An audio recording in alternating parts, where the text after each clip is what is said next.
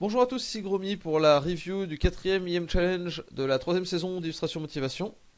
Alors ce challenge était un peu spécial, parce qu'il arrivait pendant les périodes de fête, donc entre décembre et mi-janvier. Et pour ce challenge, vu qu'il y avait pas mal de gens qui n'avaient pas réussi à finir les challenges précédents, j'avais dit que je corrigerais toutes les présentations de challenge finies, quelles qu'elles soient. Donc c'est ce que je vais faire ici. Et heureusement parce qu'au final le challenge spécifique du mois de décembre-janvier a pas eu un succès énorme. Il y a principalement deux personnes qui ont travaillé dessus et il y a personne qui a réussi à faire une image finale. Du coup je vais principalement me concentrer sur Master Aran qui a lui fait des images finies mais d'anciens challenges. Et après je reviendrai sur les autres participations un peu plus légères, sur le challenge en cours ou sur les autres. Je vous rappelle également que le nouveau challenge a été lancé. Il s'agit de faire la pochette d'un remake d'un jeu old school. Donc je vous conseille d'aller voir ça sur le forum. J'espère que vous serez nombreux à participer, plus nombreux que cette fois-ci. Il s'agira d'illustrations, je sais que ça motive peut-être un peu plus les gens que du concept art, donc on verra. Alors Master Aran, il est reparti sur deux challenges, sur le challenge numéro 2 et sur le challenge numéro 3. Sur le challenge 2, il a recommencé à faire des études, enfin et des recherches surtout sur ses persos. Donc pour rappel, il fait une sorte de buffle qui transporte une sorcière. Et pour rappel, le challenge 2 c'était créer des véhicules d'un jeu de course. Enfin véhicules, ça peut être effectivement des animaux. Donc j'aime beaucoup les recherches qu'a fait Master Aran, je trouve ça plutôt pertinent. Et on voit qu'il a vraiment passé pas mal de temps à rechercher son design. Et ça c'est vraiment le plus important dans un défi de concept art. Donc là on voit ses idées, il a pas mal tourné autour. Il a recherché dans plusieurs directions avec des cochons et avec un lama finalement. Donc il a présenté finalement deux versions. Donc la version avec le lama et le bateau sur le dos en deux couleurs différentes. Et la version avec le buffle. Donc les deux réunis dans une seule image comme ceci. Donc au final pour avoir un schéma de couleurs relativement cohérent. Donc ça fonctionne pas mal tout ça, j'aime beaucoup ce qui a été fait. Ça a été fait sous Illustrator je crois, enfin en tout cas ça a été fait en vectoriel. Donc, je sais pas pourquoi Master Aran a voulu changer de technique comme ça, j'imagine que c'est surtout pour tester, pour se faire plaisir aussi. Après moi personnellement le vectoriel je suis pas particulièrement fan euh, du rendu, je trouve ça vraiment trop propre. Et je trouve pas qu'on sente vraiment la patte de l'artiste derrière. J'aime beaucoup les designs, le rendu au final est quand même pas mal. Enfin, reste du vectoriel qui me plaît bien. Parce que c'est pas du vectoriel qui est trop simplifié justement. Après de toute façon c'est juste une question de goût. Il y a des gens qui adorent le vectoriel, d'autres moins. Là je pense que juste là, ce qui manque c'est de l'ombrage. Pour qu'on comprenne mieux les volumes en fait. Il y a des trucs qui sont pas forcément super nets comme là la jambe comment enfin là il doit y avoir un volume certainement à cette patte là. Le enfin ouais je pense que l'ombrage apporterait quand même quelque chose de plus qui pourrait donner un peu plus de consistance au perso. Après ils sont vraiment très réussis. On sent quand même bien le volume malgré l'absence d'ombrage et c'est vraiment des bons dessins au final.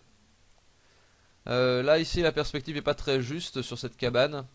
Là, ici, là, ça diverge plutôt que ça ne converge vers une ligne d'horizon hypothétique. Mais bon, globalement, c'est pas catastrophique, c'est du bon boulot. Donc ouais, c'est dans la profondeur par ici, là, que ça va pas. Mais à part ça, oui, c'est vraiment le seul problème, parce que sinon, le reste est vraiment très bon. Donc après, le problème, c'est que là, sur un concept art comme ça, ça peut donner des idées au modeleur 3D, mais s'ils veulent vraiment prendre l'image telle qu'elle, pour en faire un modèle 3D, c'est un poil léger quoi. Là, c'est bien juste pour vendre le concept à l'équipe de développement ou aux investisseurs, mais c'est pas bon pour la production quoi. En production, ces images-là vont pas suffire. Il faudra certainement pas forcément une vue de 3 quarts, une vue de côté, mais quelque chose qui soit plus descriptif. Peut-être avec une line justement là, on voit pas les volumes ici. Peut-être avec une line des ombres. histoire d'être plus clair. Après, ça reste des images qui fonctionnent bien. Et du coup, plus en tant qu'illustration, je pense qu'avec un décor derrière, ça ferait une bonne illustration, par exemple ça. En tout cas, j'aime bien ce que ça raconte, et j'aime bien l'idée, et la réalisation est bonne. Donc ensuite, il a travaillé également sur le challenge numéro 3. Enfin, il a continué à travailler dessus, il avait déjà rendu quelque chose qui était pas très loin de ça, c'était juste un peu moins... il n'y avait pas les couleurs encore, c'était un peu moins poussé. Et donc il a pris cette image-là, il a continué à la pousser, pour arriver petit à petit à une image quasiment finale, une image même finale, qui est celle-ci, non qui n'est pas celle-ci, qui est celle-là. Donc c'est une image qui fonctionne pas trop mal. Il y a juste quelques petits trucs que je trouve un peu moins bons. Je trouve que ça manque un peu de contraste sur le visage. Peut-être placer des ombres plus présentes autour de la bouche, des yeux, peut-être. Enfin, vraiment mettre des quasiment noirs, quoi. Je vais faire un petit paint over pour renforcer ce que je dis. En fait, il y a deux choses qui me gênent un peu. C'est ce pied-là où les coups de brosse, même malgré le floutage, on voit que c'est pas assuré. En fait, ici, on devrait avoir, c'est là où on devrait avoir le plus de détails. Et après, on peut le flouter. On fait d'abord le détail, après on floute. Comme ça attire pas trop l'attention, mais on voit que c'est une image finie. Là, ça manque un poil de finition en fait. Il manque encore des trucs. Pour une illustration, ça manque encore de quelques trucs quoi. Et là, ouais, je pense que sur le visage, il manque des pointes de noir vraiment plus forts. Là, vous voyez que dans les teintes, là, on est encore à 20% de blanc. Et vu que c'est le visage qui va devoir attirer l'attention, je pense qu'il faut pousser un peu plus pour avoir les plus forts contrastes à cet endroit-là. Je ne sais pas si Master voulait que le personnage ait la bouche ouverte ou pas.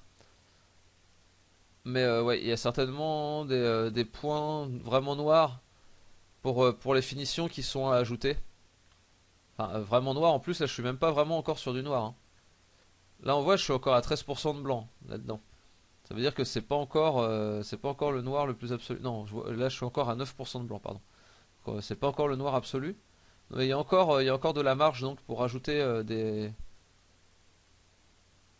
rajouter des valeurs encore plus sombres. Là, après la lumière, je vois pas exactement d'où elle vient. Si elle vient d'ici, a priori, il y a le col du manteau là qui va faire de l'ombre.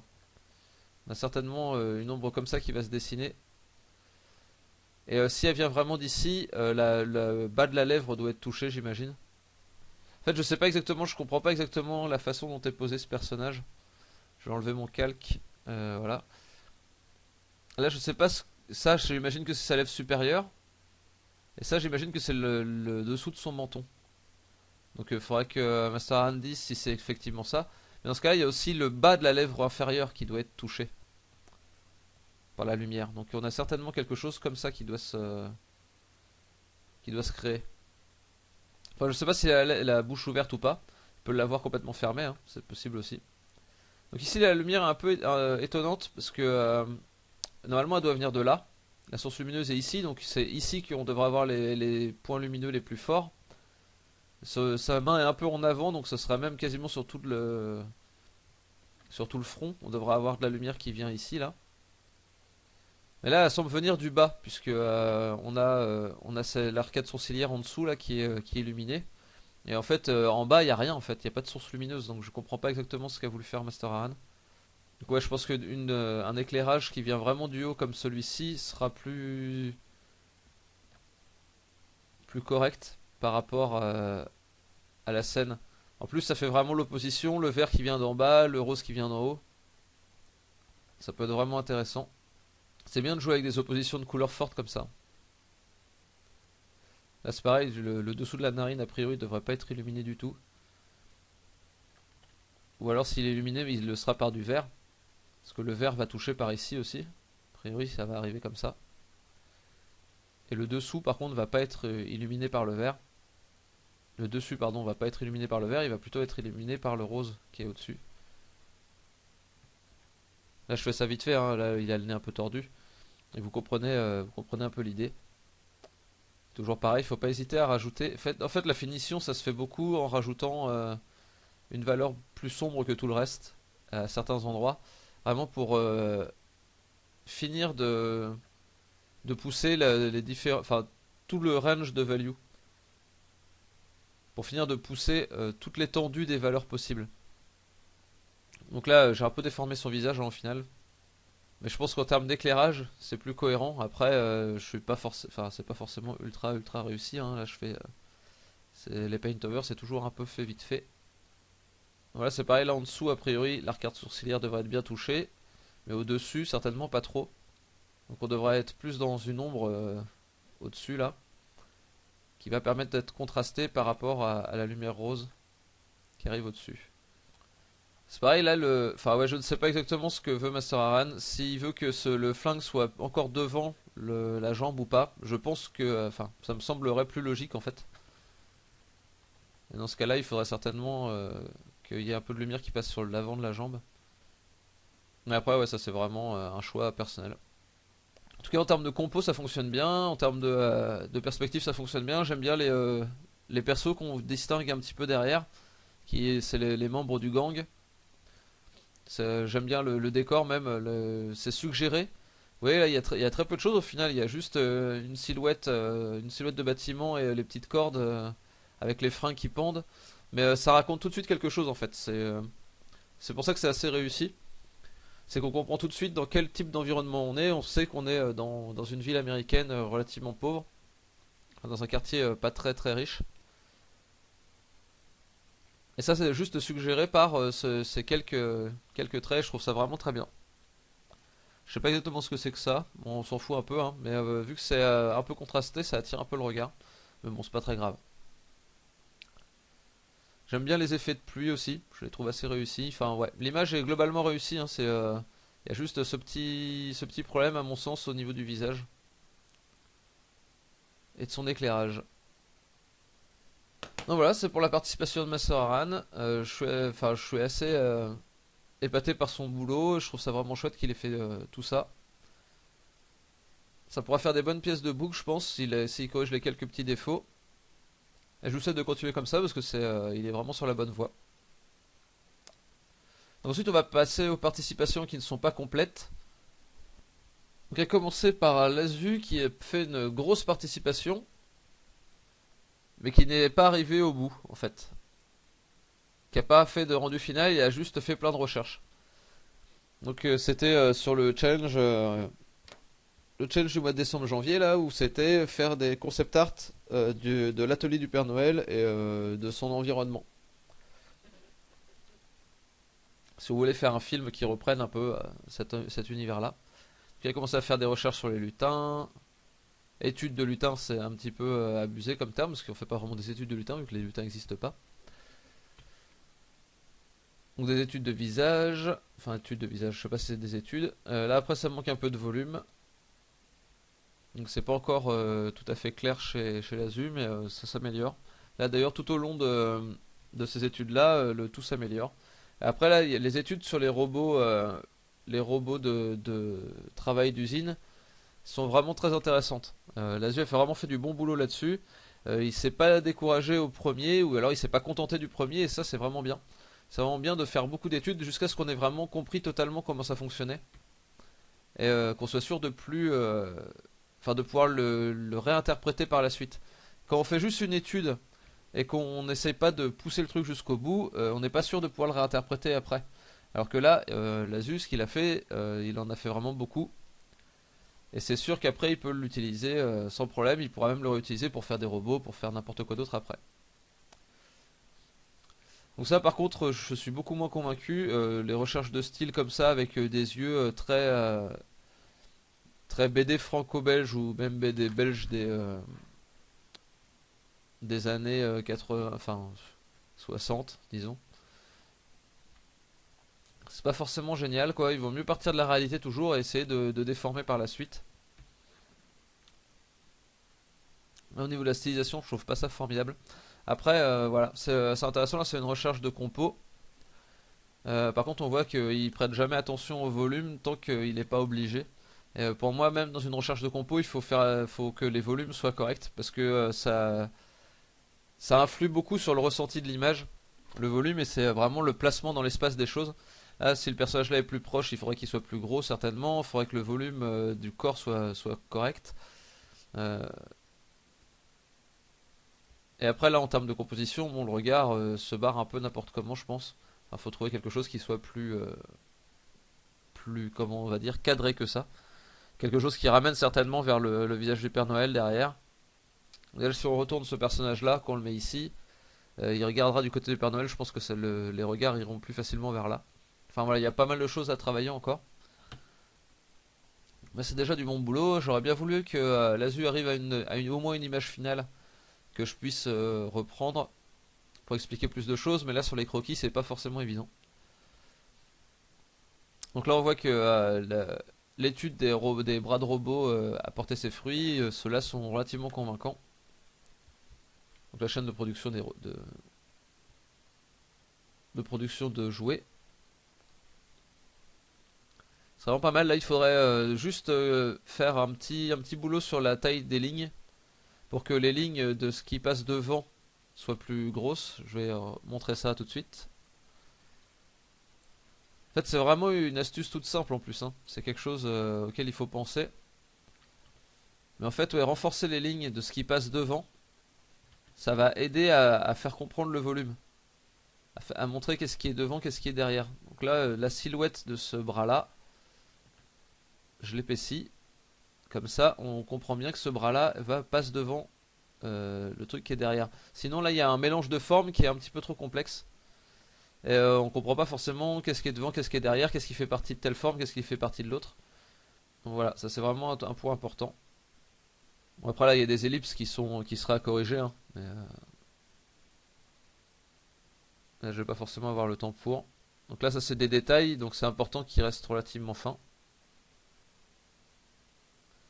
Mais les grandes formes, en tout cas, il faut pas hésiter à les renforcer un peu. Voilà, vous voyez, on a quelque chose qui est un peu plus clair dans les volumes. Donc ça, c'est vraiment un point capital. Et enfin, donc l'ASU a fait quelques petites études. Et ça, c'est vraiment pas mal de faire des études de couleurs comme ça. Donc là, ça c'est une des images que j'avais données. Et là, ça c'est une photo que l'ASU a récupérée quelque part. Donc le seul truc que j'espère sur ces photos, enfin sur ces études, c'est que l'ASU a pas fait de pick color, c'est-à-dire de prendre la pipette et de prendre les couleurs de là pour les mettre là. Parce qu'avec ça, on n'apprend pas forcément grand-chose. Mais globalement, c'est très réussi, hein. Donc s'il l'a pas fait avec la pipette, c'est vraiment du très très bon boulot. J'espère qu'il a appris beaucoup de choses comme ça et je lui conseille d'en faire plein en fait. Je pense que là, quand il en aura fait une centaine, il commencera à avoir une meilleure appréhension de la couleur. Son œil se sera vraiment exercé. Donc c'est vraiment un boulot à continuer, un boulot permanent. Et c'est vraiment une bonne idée. Mais l'ASU, globalement, à chaque nouveau challenge, il progresse, hein. Et, il les prend relativement sérieusement, il fait pas mal d'études, il fait pas mal de boulot dessus. Et il progresse lentement mais sûrement. De toute façon, chacun va à son rythme, hein. C'est juste ce qui est sûr, c'est que quand on ne fait rien, on ne progresse pas. Quand on fait quelque chose, on progresse. Il n'y a pas de secret. Donc je tiens vraiment à l'encourager une nouvelle fois à continuer comme ça. Donc ensuite on a Metka qui a fait quelques recherches aussi. Metka c'est un petit peu l'inverse de l'ASU quoi. Il est parti plutôt sur des images définitives plutôt que de faire des études. Et ça c'est un peu problématique par contre parce que ces images définitives sont pas assez fortes. Donc il a fait ça, ça, ça et ça. Et en fait les idées ne suffisent pas quoi. Il peut avoir des idées, là c'est une bonne idée, l'iceberg avec l'atelier du Père Noël à l'intérieur, c'est une très bonne idée. Mais dans la réalisation, vu que ça ne suit pas, du coup c'est pas très réussi quoi. Déjà là toutes ces images sont beaucoup trop frontales. Là s'il veut faire cette image là, il vaut mieux faire une sorte de trois quarts, quelque chose qui va être un peu plus grandiose en fait, ou plus punchy dans l'image. Là tout est central, tout est donc l'image est de face, la porte est au centre. Enfin c'est vraiment trop centré pour l'instant et du coup l'image est juste plate et pas assez péchue. Ça pourrait être intéressant s'il y avait si c'était vu de plus loin déjà, si c'était resté en line peut-être et avec une vue en coupe, avec un détail de l'atelier un peu plus comme ça. Faire ça mais le refaire en propre, ça aurait été mieux. Déjà là, le trait là est pas propre. Enfin, quitte à poster des choses, autant enfin, faut toujours essayer de pousser pour avoir un rendu un minimum correct, quoi. Même si on fait juste une étude, même si on fait juste un petit truc, faut essayer d'avoir un rendu un minimum correct à partir du moment où on va le poster pour d'autres gens. Parce que là, c'est quand même un peu cracra. Et c'est pas parce que c'est du concept art et que c'est juste balancer des idées qu'il faut les balancer n'importe comment. En fait, il faut les balancer. On peut balancer n'importe comment dans notre carnet de croquis, c'est pas grave. Mais si on commence à passer sur un logiciel, on va commencer à y passer un peu plus de temps, il faut pousser jusqu'à un rendu un peu meilleur. C'est pareil, là c'est encore une image qui est très frontale. Les trois sont très frontales. Et c'est vraiment un problème. Il faut essayer de faire quelque chose de moins frontal que ça. La meilleure vue pour qu'on voit le plus de choses, c'est la vue de 3 quarts haut. Ce qu'on appelle la vue descriptive. Une vue de face comme ça, on comprend pas vraiment grand chose. On comprend pas vraiment quelle profondeur va faire le bureau. On comprend pas où est situé ce truc là par rapport au fond du bureau. On comprend pas vraiment les formes. Ça, je sais pas ce que c'est. C'est l'air d'être une lampe, mais c'est vraiment juste sommairement. Ça, c'est une sorte de gros pâté jaune. Je sais pas si c'est un bloc de beurre. Enfin, en tout cas, voilà, ça manque de définition. Là, on comprend que c'est une étagère, mais ça pourrait être très facilement arrangé pour que ce soit plus solide, quoi. Un truc vraiment très facile à faire, c'est d'utiliser le lasso polygonal. Donc sur Photoshop, c'est cet outil-là, quand on reste appuyé, on a le lasso polygonal qui apparaît là. Et en fait, c'est vraiment tout con. Il suffit de, on appuie sur un point, à un point, hop, on va à un autre point, on appuie, on appuie, on appuie, et ça détourne des zones. Et donc avec ça, une fois qu'on a sélectionné la zone, on peut la remplir avec une couleur. Voilà, et on peut faire sélectionner, enfin select inverse. Ça sélectionne tout sauf la zone. Et du coup, on peut raffiner les bords. Voilà, là déjà on a une forme plus nette. On refait pareil sur le côté. Donc select inverse. Il y a aussi la touche Shift que quand on la laisse enfoncer, on fait des traits droits. Avec là, je pars d'ici. Hop, et là ça va rester droit. Même si je vais sur les côtés, ça fera toujours un trait droit. Ça c'est assez important aussi. C'est un outil qui peut être vraiment utile pour faire rapidement des lignes droites. Après bon bah je reviendrai pas sur la perspective, mais elle est complètement foireuse, hein. Il y a beaucoup à faire encore à ce niveau là. Là déjà on voit pas le fond du. Enfin ouais, on voit pas le fond de la pièce. On a l'impression que la ligne ici va pas du tout rejoindre le bord de la fenêtre. Enfin c'est bizarre. Il y a plein de petits points de perspective qui sont vraiment étranges. Enfin voilà, en tout cas ça c'est la technique à utiliser dans un premier temps, ne serait-ce que pour faire la base en fait de la construction. Remplir les formes avec ça, et puis après on y revient avec des outils qui vont être peut-être un peu plus précis. Voilà, là hop, on part là-dessus. On fait les différentes étagères. Voilà, avec les différents bouquins. Tac, tac. Comme ce qu'il avait avant en fait, hein, c'est pas l'idée là que je remets en question, c'est vraiment la réalisation. Et voilà, donc là ça prend pas plus de temps que ce qu'il a fait, je pense même que ça en prend moins certainement. Quand on a bien tracé notre perspective, ce qui est le plus important, bah après le remplissage va relativement vite. Et donc une fois que ça c'est fait, après on peut commencer à rajouter des petits détails, des highlights, ce genre de trucs, euh, sans les, euh, sans les sélections. Mais en tout cas, pour un premier jet, ça peut donner, au moins ça donne quelque chose de solide, c'est sûr que ce sera solide. Dessiner au lasso comme ça aide vraiment. Et certainement faire plusieurs calques aussi. Aussitôt qu'il y a une superposition, faire un nouveau calque, ça peut être intéressant. Donc là, vous voyez, là, l'armoire, entre avant et après,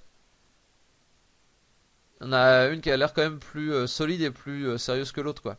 Après, là, ma perspective est pas bonne, hein, mais ça c'est la construction pendant la construction qu'il faut le faire. Donc voilà, donc ça demande encore beaucoup d'études, beaucoup de dessins, essayer de faire des choses propres, quoi. Il faut être assez exigeant avec ce qu'on fait. Et à partir du moment où on fait une image avec ce genre d'ambiance, son intérieur et tout, faut faire des études de trucs d'intérieur. Là, au niveau de la lumière, c'est pas du tout cohérent. Si la lumière vient de l'extérieur comme ça, le plafond est certainement pas illuminé. En plus, ça permet comme ça de mettre en avant la perspective, en rajoutant une ligne ici. Après, le rayon de lumière vient peut-être comme ça. Voilà, quelque chose comme ça, quoi. Mais tout ça, enfin voilà, j'invente pas, hein, c'est juste des études, il faut vraiment en faire.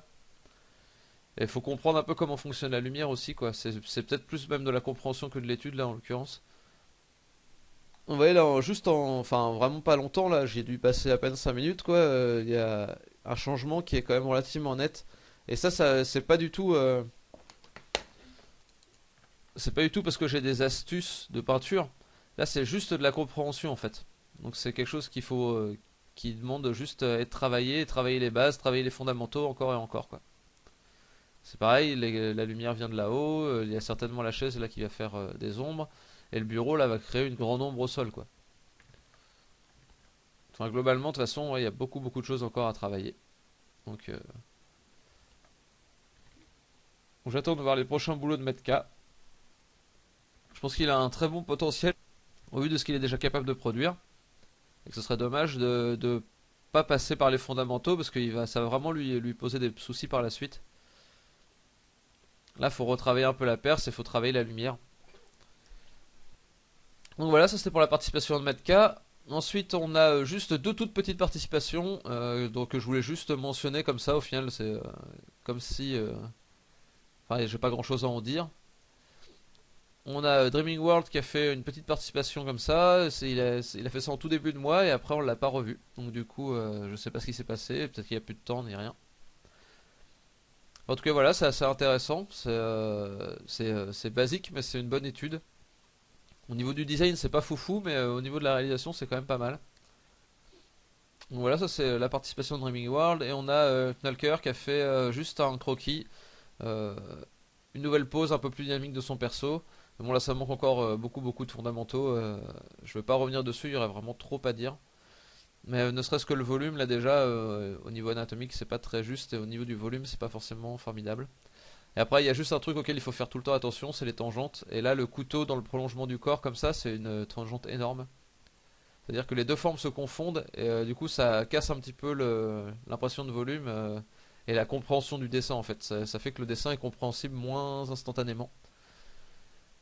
Je pense que la pose est peut-être un peu compliquée pour Knelker pour l'instant et il devrait enfin pour faire une pose un peu complexe. Pour l'instant, je pense qu'il devrait se contenter, enfin c'est pas se contenter, mais prendre une référence quoi. Continuer à prendre des références pendant longtemps. Là, pour une pause de danse en plus, les danseurs, c'est pas ça qui manque. Il doit y avoir des photos un peu partout sur internet. Trouver des poses de danseurs et au moins les reproduire pour pouvoir s'en inspirer après. Mais là, il n'y a pas eu assez d'études de poses qui ont été faites. Du coup, là, la pose n'est pas forcément très convaincante. Après, voilà, un Knulker décide pas depuis super longtemps. Et encore une très grande marge de progression.